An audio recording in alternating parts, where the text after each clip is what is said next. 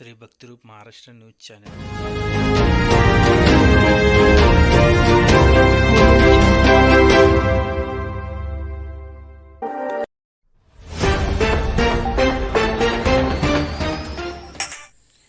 सोलापुरात आम आदमी पार्टी वतीने रिक्षा चालकांप्रती प्रादेशिक परिवहन कार्यालय येथे निवेदन अर्ज सादर केला।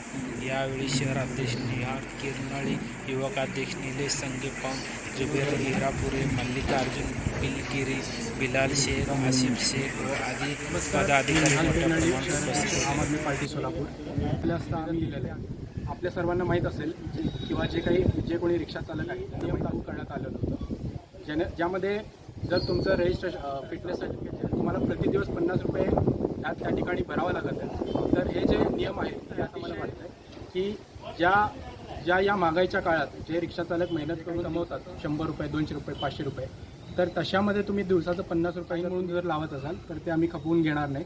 सोलापुरातील सर्व रिक्षाचालकांना माझी विनंती आहे, आमच्यासोबत जुडा। नियम सरकारने काढलेला आहे, केंद्र सरकारने काढलेला आहे, त्याचा आपण कडकडून विरोध करू आणि हे नियम त्यांनी रद्द केलं नाही तर त्याच्या विरोधात आपण जोरदार आंदोलन सोलापूर शहरामध्ये उभं करणार। मी निलेश श्रीनिवास संकेपान, आम आदमी पार्टी सोलापूरचा युवाध्यक्ष।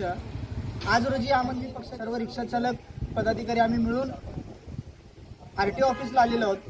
त्याच्या मागचं कारण असं आहे की गेल्या काही दिवसातच एक निर्णयाची अंमलबजावणी 2017ला झालेला, कोर्टाने स्थगिती दिल्यामुळे ते थांबलेलं। मात्र 2 एप्रिलला कोर्टाने ते पुन्हा एकदा 7 मे रोजी अंमलबजावणी करण्यात आली।